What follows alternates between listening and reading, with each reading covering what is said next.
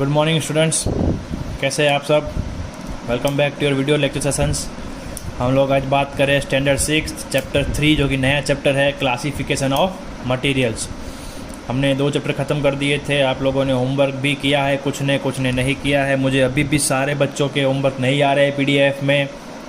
मैंने आपको अगर नहीं बताया तो बता देता हूँ कि अगले महीने से शायद स्कूल जो है वो आपका पीरियोडिक टेस्ट ऑनलाइन लेने की सोच रहा है। तो अगर आप होमवर्क नहीं करेंगे तो आप एग्ज़ाम में स्कोर नहीं कर पाएंगे। ऑनलाइन ही एग्ज़ाम रहेगी, तो पढ़ते रहिए, होमवर्क करते रहिए, वीडियोस देखते रहिए। हम स्टार्ट कर रहे हैं हमारा 3rd chapter, classification of materials. तो क्लासिफिकेशन का मतलब क्या होता है पहले वो देख लेते हैं। तो एक सिंपल सी डेफिनेशन है उसकी, grouping similar things together is called classification. बहुत सिंपल डेफिनेशन है इसकी कि किसी भी अलग अलग वस्तुओं में से एक समान चीज़ों को निकालकर साथ में रखना।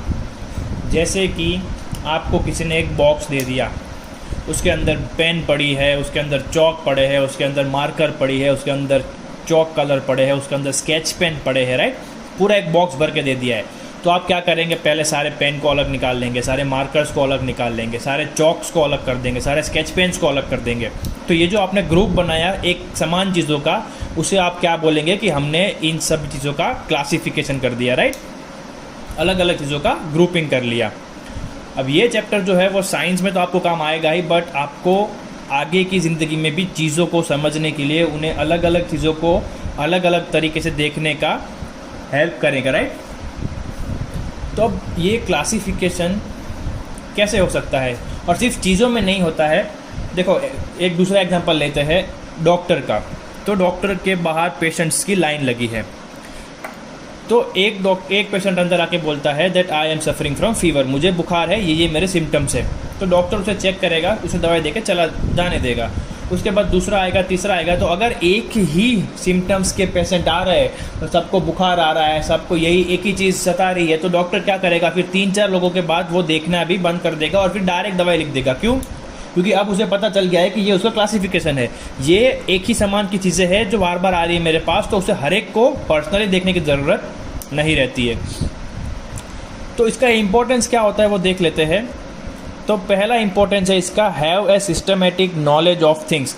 हमें चीज़ों के बारे में उसके डेप्थ में पता चलता है, एक सिस्टम के उसकी पूरी सिस्टम हमें समझ में आती है कि चलो भाई ये क्लासिफिकेशन है, तो हमने पेन्स को अलग कर दिया। आगे के एग्जांपल जो हमने बक्से वाला देखा, हमने मार्कर्स को अलग कर दिया। तो आपके पास एक नॉलेज है सिस्टमेटिक कि भाई ये दोनों चीज़ें अलग है और इसे हम अलग कर सकते हैं। दूसरा है how general idea about all the members of group. चलो फिर आपको एक से बताया गया है कि बहुत सारे ग्रुप है, ठीक है। कोई पढ़ने वाला ग्रुप है, कोई मस्ती करने वाला ग्रुप है, कोई ड्राइंग कर लेता है अच्छी ग्रुप में, तो कोई एक ग्रुप है जो सिंगिंग कर लेता है। तो आपको अगर उस ग्रुप में से किसी के बारे में जानना है तो आपको पता चल जाएगा, राइट। आपको एक जनरल आइडिया आ जाएगा, ये जो 10 लोग खड़े हैं वो सिंगिंग का ग्रुप है, मतलब आपको वो ये पता है कि वो सब लोग गाते हैं। अगर एक ग्रुप 10 लोगों का खड़ा है, उसको पता लगा है कि वो सब खेलने वाले हैं, तो they are all good at playing, right, games में वो सब अच्छे हैं। तो ये भी आपको पता चल जाता है क्लासिफिकेशन से। अगर आपको उन सब का मिक्सचर दे दे कि भाई 5 अलग अलग ग्रुप थे, आपने सबको मिक्स कर दिया, 50 लोग एक साथ खड़े हो गए, तो आपको एक एक से पूछना पड़ेगा कि आप किस में अच्छे हैं, आपको क्या पसंद है। बट अगर आपको 10-10 के 5 ग्रुप दे दे, एक प्लेइंग का, एक सिंगिंग का, एक ड्राइंग का, एक स्टडिंग का और एक मस्ती वालों का, तो आपको आसानी से पता चल जाएगा कि ये 10 लोग मस्ती खो रहे हैं, तो ये पूरा ग्रुप किसका होगा, मस्ती वालों का होगा, राइट। तो आपको एक जनरल आइडिया आ जाता है सारे ग्रुप्स के मेंबर्स का। अब उसका एक और स्टेप डीप में जाता है। उसका 3rd इंपॉर्टेंस क्या है, know how the members of A group differs from one other. अब आपको किसी एक इंसान के बारे में जानना है ग्रुप के, तो वो भी आपके लिए आसान होगा, क्योंकि आप उसको पर्सनली नहीं जानते हो उस ग्रुप के बंदे को, बट आपको ये पता है कि ये सब लोग गाना गाते हैं, तो ये भी इसी ग्रुप का है, तो ये भी अच्छा गा लेता होगा। अब ये चीज़ कब काम आती है, जब आपको 2 अलग अलग ग्रुपों के बीच में कंपैरिजन करना हो या फिर कोई डिफरेंस ढूंढना हो। तो 2 ग्रुप है, एक सिंगिंग का, एक डांसिंग का, तो आपको पता चल जाएगा इसी क्लासिफिकेशन से कि भाई अगर इनको सिंगिंग वाले ग्रुप में रखा है तो ऑब्वियसली ये सिंगिंग करेंगे और ये लोग जो है वो डांस करेंगे। तो आपको दोनों ग्रुप का डिफरेंस ही पता चल गया। भले आप किसी को पर्सनली ना जानते हो, आप किसी को पूछ ना सकते हो कि आप क्या करते हो, आपको क्या पसंद है, बट ग्रुप का जो नाम होगा आपको उसी के ऊपर से आइडिया आ जाएगा ये दोनों ग्रुप क्या है, अलग अलग है। ये हमने बात कर ली क्लासिफिकेशन के इंपॉर्टेंस की, हमें चीज़ों को अलग अलग क्यों करना चाहिए। अब हम बात करते हैं कि ये कैसे हो सकता है। हम कैसे करेंगे, हमें कैसे पता चलेगा कि चीज़ों को अलग करना है? तो देख लेते हैं। Things are generally classified on the basis of their utility. पहला जो हम स्टेटमेंट यूज़ करते हैं चीज़ों को क्लासीफाई करने के लिए वो है कि वो चीज़ हमें कहाँ काम आ रही है। मान लो कि हम चौक, हमारे पास बहुत सारे चौक है, फिर हमारे पास बहुत सारी बुक्स है, फिर हमारे पास बहुत सारे बॉल हैं, तो हम उसको अलग अलग कैटेगरी में डिवाइड करेंगे। चौक बोर्ड पे लिखने को काम आता है तो उसकी कैटेगरी अलग हो गई, बॉल खेलने में काम आता है तो हम उसकी अलग कैटेगरी कर देंगे, बुक लिखने के काम आती है तो हम उसे अलग कैटेगरी में डाल देंगे। तो मतलब कि वो किस जगह पर हमें उपयोग में आ रही है, उनकी यूटिलिटी के बेस पर हम क्या करेंगे, उनको क्लासीफाई करेंगे। चलो ठीक है, उसके बाद क्या होगा, विच depend on the type of material and properties. अब ये जो हमने जो उसका यूज़ है उसके बेसिस पे हमने चीज़ों को क्लासीफाई किया, वो भी किसी दो चीज़ के ऊपर डिपेंड करती है। एक, वो चीज़ का मटेरियल क्या है, और दो, उसकी प्रॉपर्टीज़ क्या है। जैसे कि आपको धूप में जाना है, राइट, तो आपके पास बहुत सारे ऑप्शन है कपड़ों के, बट आप अभी जब घर के बाहर निकलोगे गर्मियों में तो आप कॉटन के कपड़े पहनोगे, राइट। क्यों? क्योंकि उसका मटेरियल कॉटन का है और उसकी प्रॉपर्टीज़ जो है वो क्या है, वो आपको ठंडक देती है, राइट। अगर आप नायलॉन के या पॉलिस्टर के कपड़े पहन के निकलोगे तो आपको गर्मी ज़्यादा होगी। तो आप कपड़े पहनते हो तो आपने कपड़ों को कपड़ों की जगह रखा है, खाने की चीज़ों को किचन में रखा है, कपड़ों को रूम में अलमारी में रखा है, ये तो आपने क्लासिफिकेशन कर लिया। बट फिर भी अगर आपको और डीप में जाना है कि अभी मैं क्या पहन के निकलूँ, तो आपको क्या पहनना पड़ेगा, कॉटन पहनना पड़ेगा। अभी जो धूप में बाहर निकलोगे दोपहर को, तो पॉलिस्टर या नायलॉन के कपड़े जो है वो आपको इतनी ठंडी आपको नहीं दे पाएंगे, गर्मी ज़्यादा होगी आपको उसके अंदर। तो किसके ऊपर डिपेंड होता है वो, प्रॉपर्टीज़ और मटेरियल्स के ऊपर, राइट। तो अब कौन सी प्रॉपर्टीज़ हमें याद रखनी पड़ेगी चीज़ों को अलग अलग क्लासीफाई करने के लिए? To classify things we must know about their properties. अब ये प्रॉपर्टीज़ कौन कौन सी है तो वो भी पढ़ लेते हैं। 6 to 7 प्रॉपर्टीज़ है आपके इस चैप्टर में। बहुत छोटा सा चैप्टर है, बहुत ईजी चैप्टर है, लेकिन बहुत इंपॉर्टेंट चैप्टर है, क्योंकि इसके ऊपर ही आपका फ्यूचर डिपेंड रहता है कि आपको चीज़ों की नॉलेज हो, आपको चीज़ों की समझ आए कि ये चीज़ एग्जैक्टली हमें किस कैटेगरी में डालनी है। अगर आप किसी अननोन चीज़ के कॉन्टेक्ट में आते हो, चलो आपको पता है पेन लिखने का काम आता है तो आप उसको पेन के साथ डाल दोगे, लेकिन अगर आप किसी चीज़ के सामने पहली बार आते हो और अगर आपको ये बोला जाए कि इन सब चीज़ों को आपको क्लासीफाई करना है तो आप कैसे करोगे? तो कुछ बेसिक प्रॉपर्टीज़ होती है, आप उसका उपयोग कर सकते हैं। तो स्टार्ट करते हैं 1 by 1 प्रॉपर्टीज़। सब छोटी है, सब इजी है, बहुत आसानी से आपको याद रह जाएगा। तो आपकी पहली प्रॉपर्टी है लस्टर। तो हमने आगे के चैप्टर्स में डिस्कस किया था कि लस्टर क्या होता है। लस्टर मतलब बच्चों की जो चीज़ें चमकती है, राइट। मतलब क्या होता है कि वो चीज़ों के पास क्या है, लस्टर है। समथिंग शाइन मतलब कि वो क्या चमकते हैं, दे हैव लस्टर। अब साइंस में जब हम केमिस्ट्री में बात कर रहे हैं तो शाइनिंग के लिए हम कौन सा वर्ड यूज़ करेंगे, लस्टर यूज़ करेंगे। तो जब कोई चीज़ें चमकती है तो उसे क्या बोला जाता है, लस्टर बोला जाता है। मतलब जिन चीज़ों के पास चमक है उसे कैसा बोला जाएगा, लस्टरस मटेरियल्स। कि भाई वो दूर से चमक रहा है तो उसकी कैटेगरी हो गई लस्टरस की। और जो चमकते नहीं है, those that do not shine are called non lustrous, right. और जो चीज़ नहीं चमकती है बाहर दूर से, उसे क्या बोलेंगे, नॉन लस्टरस बोलेंगे। अब लस्टरस के एग्जांपल कौन से हैं, तो यूटेंसिल्स, बर्तन। अब बर्तन आप जब घिसते रहते हो तो अगर खिड़की में से धूप आ रही है तो वो चमकेंगे, राइट। आपके गहने, ज्वेलरी, वो भी चमकते हैं। कटलेरी, चम्मच हो गई, चमचे हो गए, ये सारी चीज़ें भी क्या होती है, they are shining, right. They have shining मतलब कि they are in lustrous category. अब इनके साथ एक दिक्कत होती है, कुछ समय के बाद इनकी चमक जो है वो चली जाती है।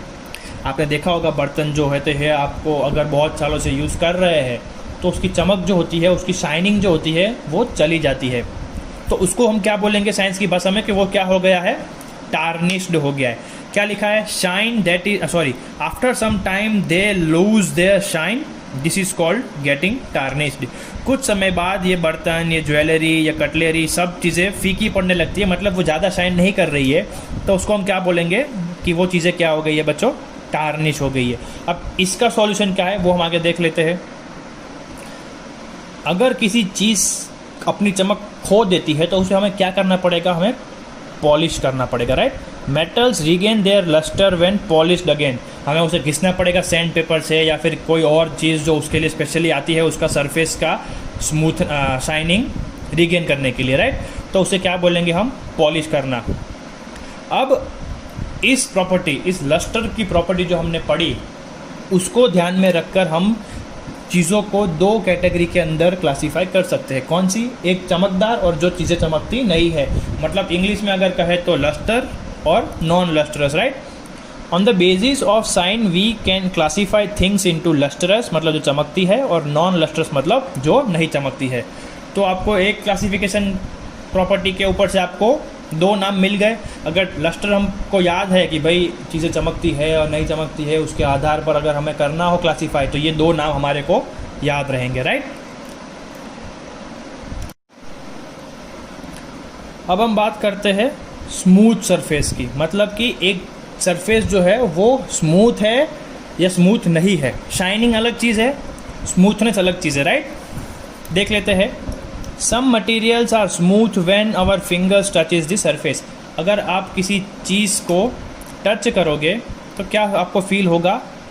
आपको स्मूथनेस फील होगी। जैसे कि आपके घर पे बर्तन है, अगर आप उसको पीछे से टच करोगे उल्टा करके तपेली को, तो आपको स्मूथनेस फील होगा, राइट।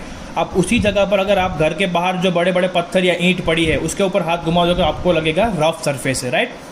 तो ये एक और प्रॉपर्टी है कि जो सरफेस होता है उसकी स्मूथनेस, ये आपकी दूसरी प्रॉपर्टी है।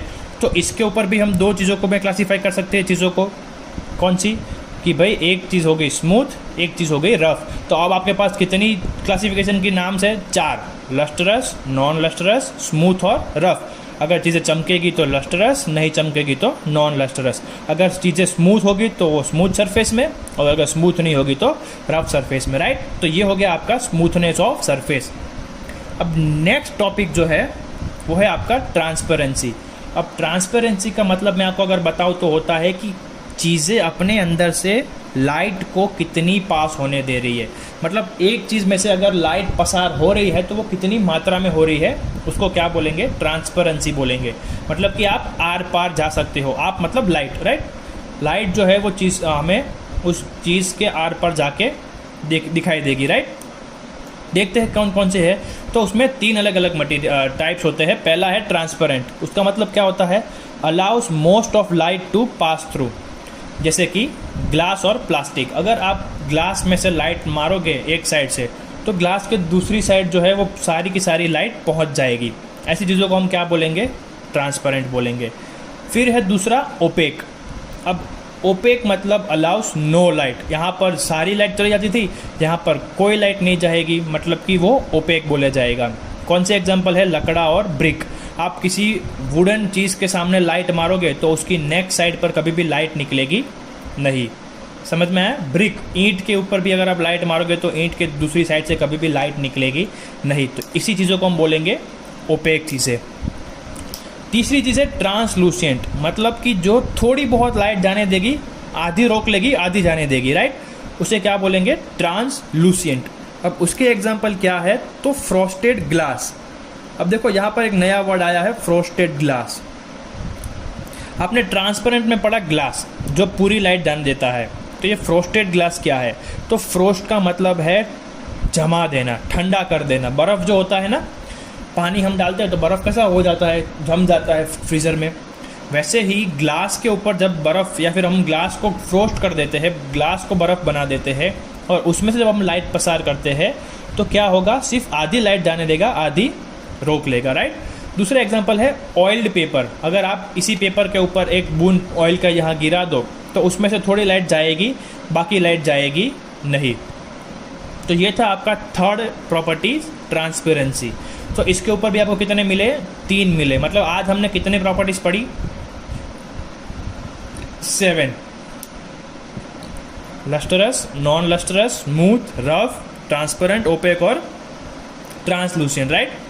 अब नीचे आपको होमवर्क में आपको पढ़ देता हूँ डिफाइन क्लासिफिकेशन, जो अब मैंने आगे बताया था, आपको मैं PDF भेज दूंगा। उसमें भी है कि चीज़ों को अलग अलग ग्रुप में डालना, उसे क्या बोलेंगे? क्लासिफिकेशन बोलेंगे। फिर इंपॉर्टेंस ऑफ क्लासिफिकेशन, मतलब कि जो 4 पॉइंट लिखे हैं आपके PDF में कि हमें क्लासिफिकेशन क्यों करना चाहिए, 3 या 4 पॉइंट है, वो आपको लिखना है। एक्सप्लेन लस्टर, PDF में से लिखना है पूरा lustre. Explain smoothness of surface, वो भी आपको PDF में से पूरा लिखना है। और तीसरा है एक्सप्लेन ट्रांसपेरेंसी, वो भी आपको कहाँ से लिखना है? PDF में से लिखना है। तो यहाँ पर आज का सेशन ख़त्म करते हैं, मिलते हैं अगले वीडियो में अगले टॉपिक्स के साथ। ये चैप्टर भी जल्दी ख़त्म हो जाएगा, तो घर पर रहिए, स्टे सेफ, होमवर्क करते रहिए, पढ़ते रहिए, होमवर्क भेजते रहिए। मिलते हैं अगले वीडियो में, तब तक गुड बाय।